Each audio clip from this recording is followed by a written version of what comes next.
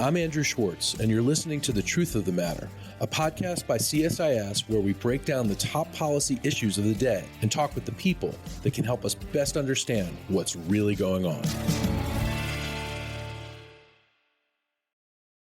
To get to the truth of the matter about the escalating war between Israel, Hezbollah, and Iran, we have with us one of my favorite all-time guests, Dr. Seth Jones, who is a frequent guest to this program. Seth is the president of our newly minted Defense and Security Department. He's also our Harold Brown Chair in Strategy. Seth, welcome to the podcast. As always, we need you here when we need to understand complex issues, and that's why you're here today on one of the most complex issues. Andrew, it is always a pleasure to be on the best podcast in the whole world. So, thank you. So, Seth, you have a new brief out with Dan Byman and Xander Palmer. It's called Escalating to War Between Israel, Hezbollah, and Iran. First, let's give me the highlights of this. You have some new data that you want to share. Let's talk about that. Yeah, so Andrew, there's a lot of commentary on the war and violence. What there hasn't been is a lot of collection and analysis of data. So one of the things we looked at, for example, was violent incidents on both sides of the border, strikes in Israel and Lebanon by Israel and Hezbollah. And one of the things that really jumps out at you is how much those numbers start to increase. There's like a battle rhythm of about like 200 or so a week, 200 attacks a week that persists from around October 7th of 2023, so right around the time of the incident, all the way through the rest of 2023, and then through most of 2024. By the time you get to September of 2024, those numbers jump up to nearly 900. So they increase by a factor of 4. So that's one thing, is you really do see the change in violence. It's not just these visible strikes you're seeing. It is the sheer number of attacks on both sides has dramatically increased. All right, so let's just to put this in perspective. Hamas attacked Israel on October 7th, 2023. On October 8th, Hezbollah to the north of Israel in southern Lebanon started waging attacks on northern Israel, causing 60+ thousand Israelis to move from their homes, abandon their towns, and they're now displaced within Israel in various areas in central Israel. So you're saying that since that time, attacks on both sides, yes, Israel and Hezbollah, have increased by 4 times? 4.5 to 5 times. So, interesting, we see movement of populations on both sides of the border. So not surprisingly, we see 60, 70, 80,000 Israelis forcibly moved by the government to protect them from Israel's border with Lebanon. And we also see a number of people from the Lebanon side that are now in danger because there are strikes happening on both sides of the border also move. So we've got population displacement on both sides, and we see this pattern of attacks that starts to happen. This is the other part of the data that's interesting, is the vast majority of attacks really for most of the year, most of the full year, from October 2023 up until early September, along the Israel-Lebanon border, are happening within a 3 to 4 kilometer range of the border. That's what the data suggests. Those numbers jump dramatically by September and certainly by October, where the average went from 3 to 4 kilometers, so just inside both borders, to nearly 30 kilometers, and obviously a range of strikes happening well outside of that range. That's just the average. The number. average is 30 kilometers now. So the battlefield's expanded. So you can clearly see the escalation. So the data shows increases in number and a big increase in geographic scope. I mean, the geographic scope is almost, in some cases, 10 times increase in the geographic scope of the violence. That really is an indication that there has been a big escalation in numbers and scope. So, Seth, you've been to this region of both Israel and southern Lebanon. I've been in the north of Israel. We both have a sense of what the terrain is like there. And can you give a sense for listeners like what this area actually is? And does it surprise you that it's expanded the way it has? No, not really. I mean, actually, what surprised me is how long it took to expand. When you have violence going across both sides of the border, and it's happening at a level of 200 or so strikes a week, month after month, it doesn't take a lot for, in some cases, it was really a Hezbollah mistake to grab an IDF soldier along the border that partially starts the 2006 war. So what surprised me is how we didn't get to this level earlier. And I think part of the explanation, frankly, is that Israel is primarily focused on Gaza and trying to get a handle on Hamas. But there's a second reason, too, and this goes back to something you said, Andrew, earlier, which is there were discussions within the Netanyahu government right after October 7th of 2023 to go into Lebanon to do kind of what the Israelis are doing right now. And the Biden administration was very forceful in saying now is not the time to operate on multiple fronts. So there was a big push. It's been reported in the news, so this isn't entirely new. So there was a big diplomatic effort from a range of countries, including the U.S., focus on Gaza first.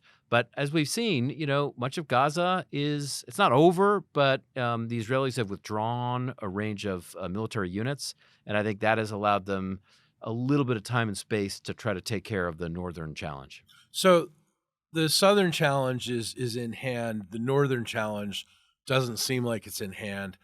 How do you feel it's going for Israel against Hezbollah? And is Hezbollah getting the kind of support that it expects from Iran, its patron? Yeah, so I think there's a short-term and a long-term answer to the question of how it's going. The short term, I think there's no question right now that Hezbollah is on its back feet. There are a range of operations, the pagers, the walkie-talkies, the ones that exploded in the pockets of Hezbollah operatives.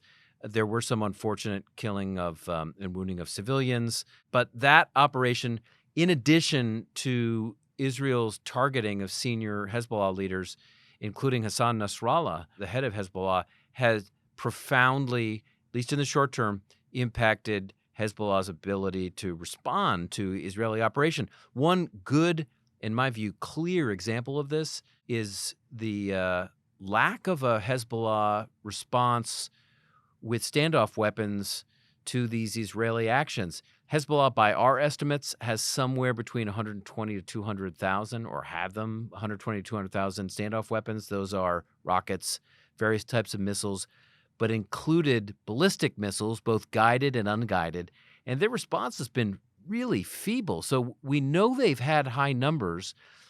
They just don't have the command and control network to operate them. A lot of people have been killed, and it looks like the Israelis have also destroyed some parts of those weapons depots. So who gives the big response? It's Iran, not Hezbollah. That really tells me in the short term, Hezbollah is in disarray for a range of different reasons. The challenge over the long run is when you look at Iran's influence north of Israel, it has substantial influence in Lebanon, and this is mostly the Islamic Revolutionary Guard's Quds Force, the paramilitary arm of the Iranian government, the Iranian military. It also has significant influence in Syria with militias, thanks to what the Iranians were involved in with the Russians of taking back territory beginning around 2015, and in Iraq, where the Iranians have a very close relationship with the popular mobilization forces. So you get this huge area, plus you add Yemen to it.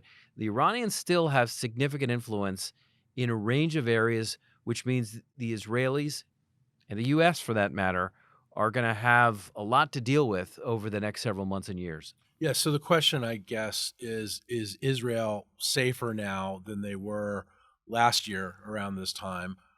You mentioned how they've neutralized Hamas and Gaza. You said also that Hezbollah is on its back foot, but what's it going to take to really destroy, degrade that terrorist organization? I would say Israeli leaders right now, this is from the Israeli side, We can certainly talk about the Iranians and Hezbollah as well. But from the Israeli side, I think what they're looking for is a few things. One is to curb Hezbollah's threat to Israel by degrading Hezbollah and also Iran to some degree, the military capacity.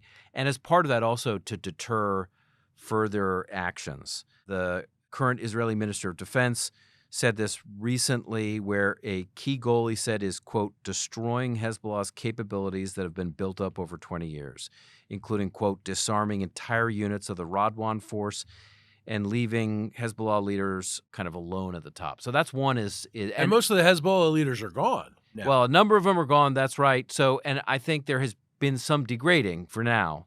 So the second is to start to resettle Israelis, internally displaced persons in the north. That has not really happened yet.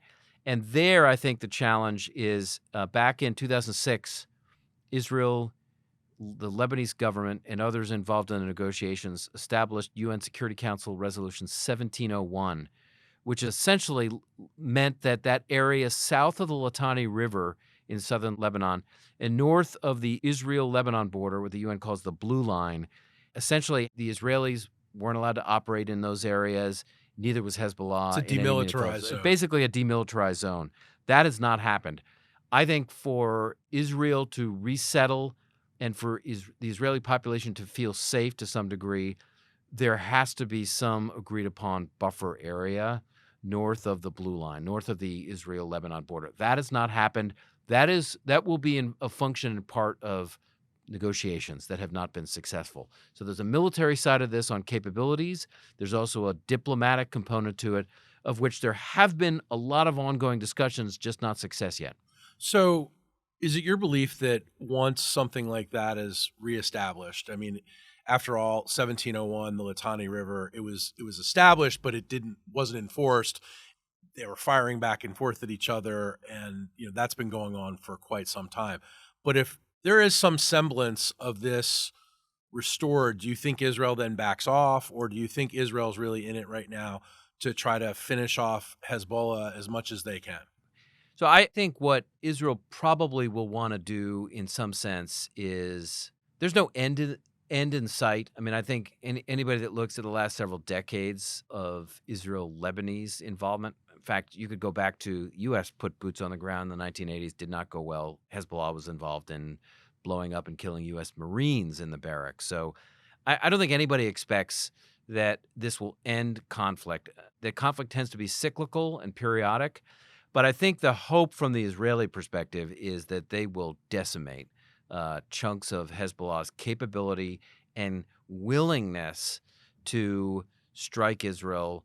The data actually is really interesting because what we see in one of our figures is we plot geographically the strikes by Hezbollah, many of them using anti-tank guided munitions against Israel. They're virtually all happening within that area south of the Litani River and north of the Blue Line. So I think it is reasonable to expect that success means Hezbollah's capabilities are significantly deteriorated and where there's a negotiated buffer zone. So there's some status quo that the Israelis are able to reach. I think the challenge, frankly, over the long run is how do the Israelis deal with Iran?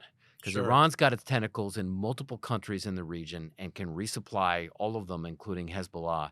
And I think that's something that the U.S., Israel, and a number of countries have to figure out. Actually, a lot of the Gulf states are in this same category. The Saudis want to figure out some kind of solution to this. How do you weaken Iran's activities in a range of countries? So, Seth, let's talk about Hezbollah's capabilities for a minute. You mentioned that huge number that CSIS has been keeping about their capabilities. I've seen it cited widely in the media over the past several weeks. What does it take to really destroy something like that? I mean, some of the reporting out of think tanks in Israel has shown that Hezbollah's tunnels are much more extensive than those of Hamas. And so they can even drive huge semi-trucks through like big rigs through some of these tunnels, and these big rigs have rocket launchers on top of them that they can pop out of the ground and shoot at Israeli targets. What does it take to really take that out for Israel? Well, so there's a what I'll call mowing the grass component, which is this continuous strikes against weapons depots where they're stored, components, also production facilities where a range of these materials are built, places where they can be fired. And in addition to that, because Iran has access to, and the Quds Force have access to, not just Lebanon, but Syria, Iraq, and obviously Iran itself, they have the ability to move additional shipments, including components, in by both air and by land corridors. So there's also an interdiction component that's important, and that is continuing to develop and exploit intelligence networks so you can see those shipments coming in. You know when they're happening and where they're going, and you can continue to strike them as well. This is Iran's Silk Road. Or this is Iran's, yeah, this is the new Iran Silk Road, and I think it is probably greater and more extensive than most people realize, and really make this a long-term challenge. Andrew, we may not entirely want to get into the solutions to this here, but there are also some big questions with Iran. It is close to having nuclear capability, and so big question about to what degree there needs to be an effort to set the Iranian nuclear weapons program back. And I know that's something that the Israelis, the Americans, and others are certainly debating. Seth, there's been some reporting in the media about, fissures between the United States and Israel over Israel's tactics, over what the end game might be. What do we know about that, and how much of that is accurate? Well, a couple of points.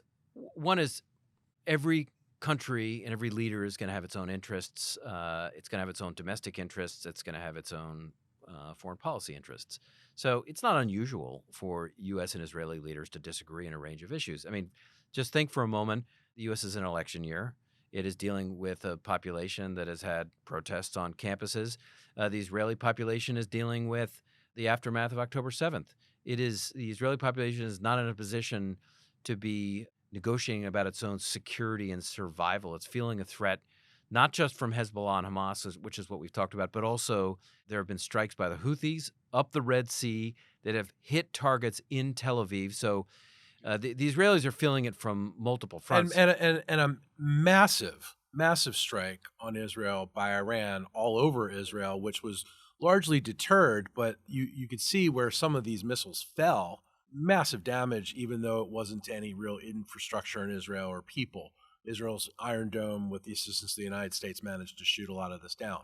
So Israel's by no means in the clear. Yes. So, I mean, in that sense, it's normal for administrations. They have different domestic populations and interests. But I will say that at this point, there clearly are some big strategic differences between the Netanyahu government and the Biden-Harris governments. There's no question that the Israelis are operating post-October 7th from a position where they're really trying to secure the country. And it is interesting when you look at the opinion polls done in Israel, there is significant support for Israeli actions. People can agree or disagree, but if you're sitting in the prime minister's office, you have a population that supports these activities. Where there has been disagreement within Israel has been on the Supreme Court issues that the prime minister has tried to put through. In addition, I would just say more broadly, the Biden administration has definitely been one that has been cautious, and some have used the term risk averse on a range of issues. Every step of the war in Ukraine, there have been concerns about escalation.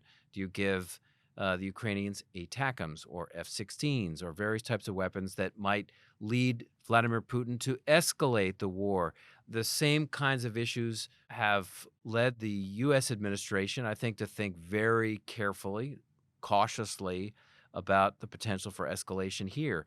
So I think they are definitely operating on different wavelengths here. And I think where the Israelis are at right now is, I think, in some sense, first and foremost, they are operating to protect themselves, whatever the position of the United States is. And that may be uncomfortable for some, but that is where the Israelis are operating right now. And I think that does mean there are big fissures and gaps between where the Israelis are and where Washington is. Seth Jones, thank you very much for this perspective. I know we'll be talking about this a lot more in weeks to come. Thank you. Thank you, Andrew. If you enjoyed this podcast, check out our larger suite of CSIS podcasts. From Into Africa, The Asia Chessboard, China Power, AIDS 2020, The Trade Guys, Smart Women, Smart Power, and more. You can listen to them all on major streaming platforms like iTunes and Spotify. Visit csis.org/podcasts to see our full catalog.